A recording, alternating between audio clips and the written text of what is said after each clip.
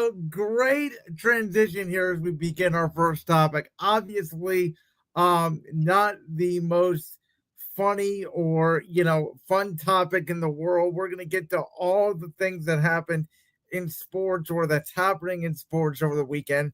Obviously, though, this news came down last Thursday, about 48 hours after we had done Tuesday's episode of Championship Rings.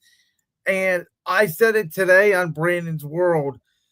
I think there is a little bit of an overreaction, in my opinion, to this. I don't think we have all the details yet. Obviously, I think there's a lot to unpack when it comes to the poker situation, specifically when it comes to Damon Jones and Chauncey Billups, among others.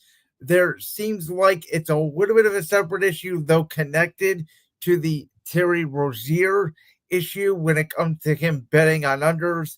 There's been a lot of innuendo and speculation that the NBA may try to ban betting on unders in general because, betting on overs is okay because you would have to try that, especially like if you're a rebound short or a point short or whatever. You can do what it looks like Terry Rozier may have done, which is purposely not play well to hit those unders. We've been seeing more betting scandals around leagues. Obviously, our own Cleveland Guardians have dealt with one this season. I think there is an overreaction to it among the national media. I don't think it's going to change the way betting is in this country. Listen, some people bet more than others. Some people don't bet at all.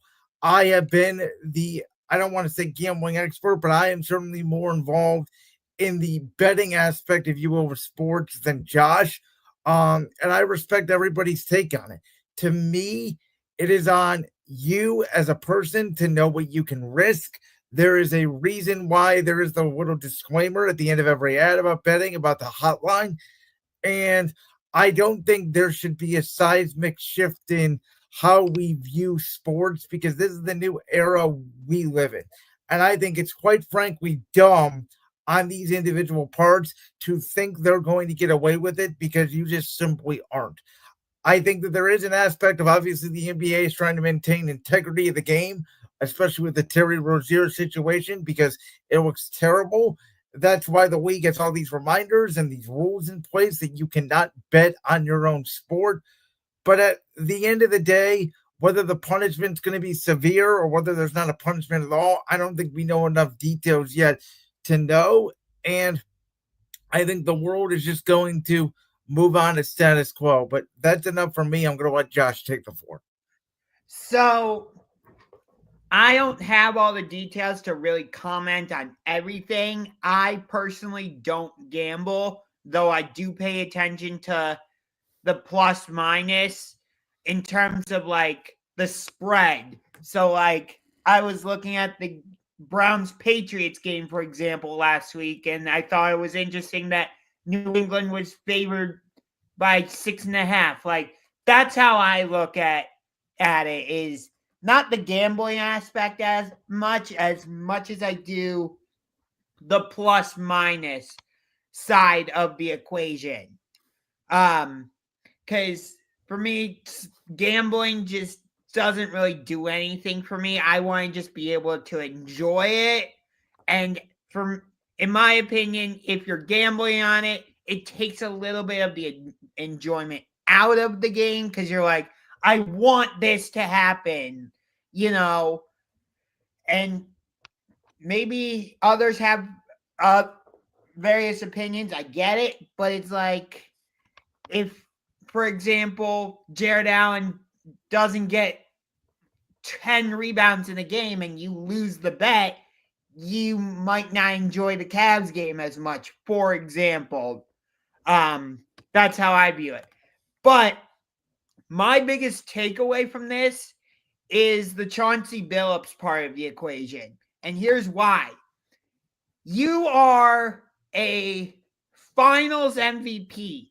You were on one of the best defensive squads in NBA history with that 2004 Detroit Pistons team that took down Kobe Bryant, rest in peace, Shaq, and the LA Lakers in the NBA Finals. You are a basketball Hall of Famer.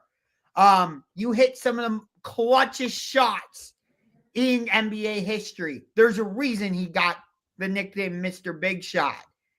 And you're going to throw that whole thing away because of gambling? What are we doing?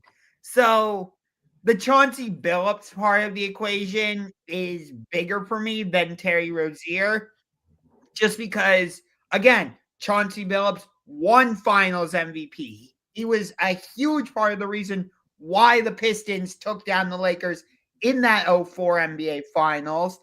Again, he hit some of the biggest shots in NBA history.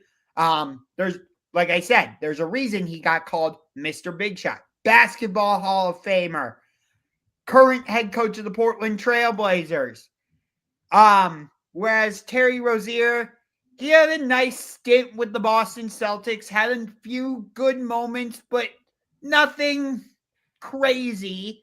And then he goes to the Charlotte Hornets and has a nice season or two, but nothing that I can really recall. And now he's with Miami, and he's just been a good role player, not like he's not on the Chauncey Billups level, if you get what I mean. Now, to be clear, the Rozier situation happened a year ago. The NBA knew about it. The NBA said there was nothing further to investigate, and then this situation got re-brought up because of the Chauncey Billups, Damon Jones, and the other not named players, but it said specifically other players that were involved and potentially could be outside of the NBA. That part is true, yes. But like I said, the Chauncey Billups factor, I don't like, is bigger just because basketball Hall of Famer. I believe he was the MVP of that 04 Finals, if I'm not mistaken. Was. Okay. I mean, you take down the Kobe and Shaq-led Lakers. That's huge right there. Basketball Hall of Famer. But I can't say this enough. There's a reason he got called Mr. Big Shot. And you throw that all away just because you want to gamble. Why? It's annoying. It reminds me very much, and this ties directly into our next topic.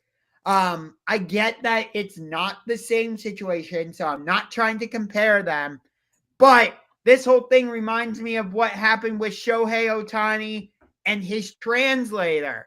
I don't have all the details, so you'll have to forgive me, but I know his translator got into serious trouble, but Shohei really didn't get any type of punishment. And in my opinion, I think Shohei knew about what his translator was doing, and I think he was involved with what his translator was doing.